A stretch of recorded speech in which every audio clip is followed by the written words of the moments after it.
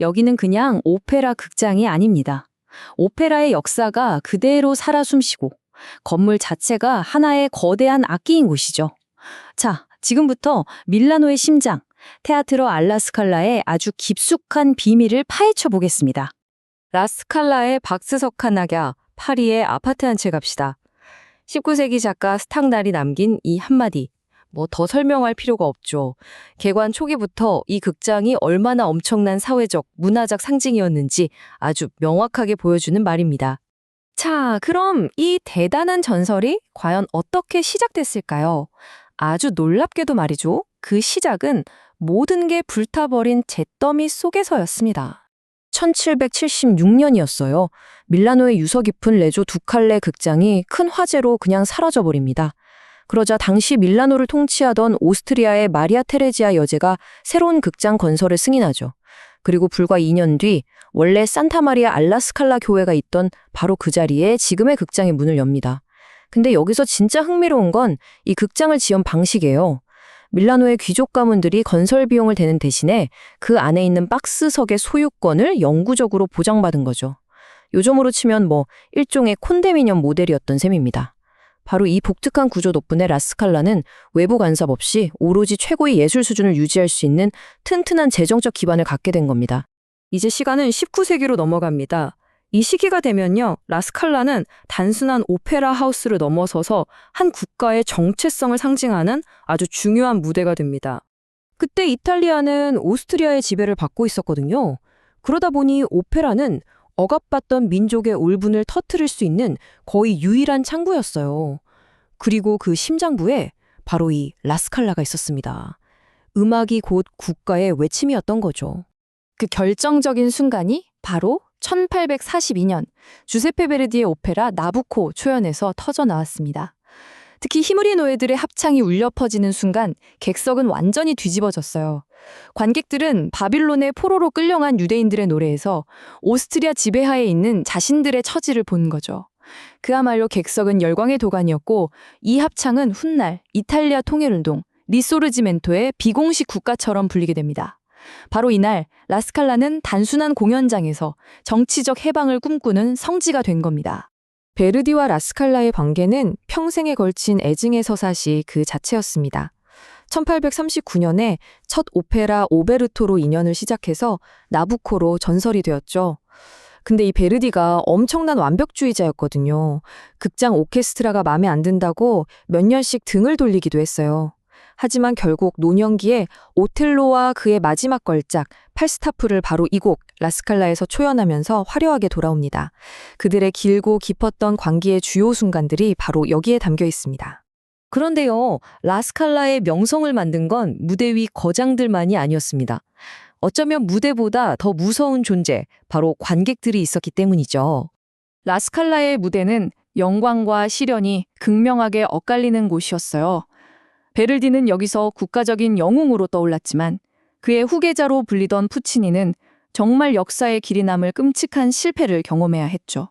한 사람의 음악은 나라를 하나로 묶었고 다른 한 사람의 음악은 독창성이라고는 찾아볼 수 없다는 야유를 들어야 했습니다. 대체 무슨 일이 있었던 걸까요? 바로 로조니스티 때문이었습니다. 이 사람들은 극장 맨 위층, 갤러리석, 로조네에 앉는 아주 열광적인 오페라 팬들이에요. 근데 그냥 팬이 아니라 세계에서 가장 박식하고 또 동시에 가장 무서운 비평가들로 불렸습니다. 이들의 박수와 야유 한 번에 공연의 성패가 갈리고 한 예술가의 운명이 결정되고 심지어는 오페라 전체의 미래가 바뀔 수도 있는 그런 절대적인 힘을 가졌던 거죠. 그리고 그 로조니스티의 힘이 가장 잔인하게 드러난 사건이 바로 1904년에 있었습니다. 푸치니의 나비 부인 초연 무대였죠. 그날 밤은 정말이지 악몽 같았다고 합니다. 공연 내내 야유와 휘파람이 끊이질 않았고 관객들은 푸치니의 이전 작품인 라 보헤메 멜로디를 베꼈다면서 대놓고 조롱했어요. 심지어 무대에서 효과음으로 새소리가 나오자 객석에서는 온갖 동물 소리를 흉내내면서 공연을 엉망으로 만들었습니다. 이건 거의 계획된 방해 공작 수준이었던 거죠. 푸치니는 이날의 경험을 딱 한마디로 요약했습니다. 그건 린치였다. 이 끔찍한 실패 후에 그는 즉시 작품을 무대에서 내렸고 사실상 라스칼라와는 관계를 끈다시피 했습니다. 자, 이렇게 무대 위에서는 정말 격렬한 드라마가 펼쳐졌는데요.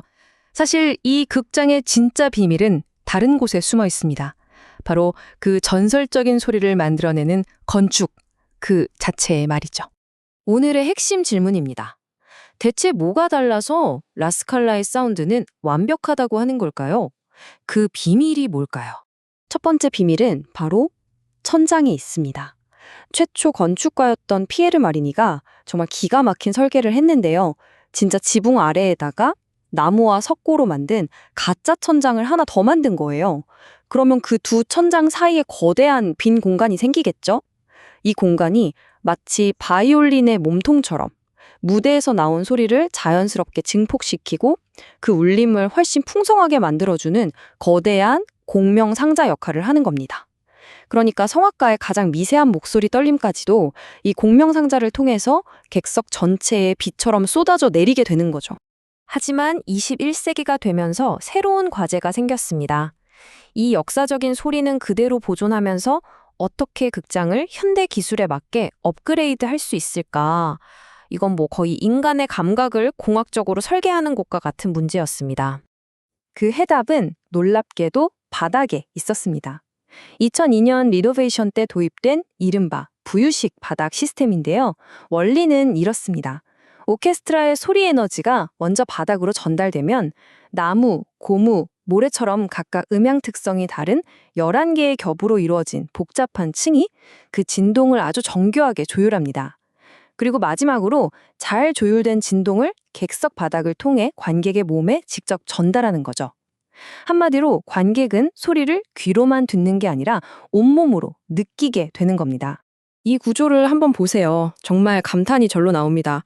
상층부의 참나무는 소리를 반사하고 중간층의 폴리에틸린 폼 같은 건 불필요한 진동을 잡아주고요. 또 하층부의 모래는 묵직한 저주파 공명을 제어하죠. 말 그대로 소리를 완벽하게 통제하기 위해 쌓아 올린 과학의 결정체라고 할 수 있습니다. 이 기술이 가져온 효과는 정말 극적입니다. 부유식 바닥을 통해서 전달되는 소리의 속도가요, 공기를 통해서 전달될 때보다 무려 10배나 빠릅니다. 바로 이게 다른 어떤 극장에서도 경험할 수 없는 압도적인 몰입감을 만들어내는 비밀인 거죠. 결국 라스칼라는 과거와 현재가 함께 숨쉬면서 끊임없이 진화하는 말 그대로 살아있는 오페라의 성소라고 할 수 있겠습니다. 과거의 유산을 소중히 지키면서 그것을 기반으로 미래의 목소리를 만들어내는 것. 이것이 바로 라스칼라가 200년이 훌쩍 넘는 시간 동안 세계 최고의 자리를 지켜온 방식입니다. 오늘 이야기를 마무리하면서 마지막으로 질문 하나를 던져보고 싶습니다. 과연 위대한 예술은 위대한 공간을 필요로 하는 걸까요? 어쩌면 라스칼라는 그 질문에 대한 답을 자신의 존재 자체로 증명하고 있는지도 모르겠습니다.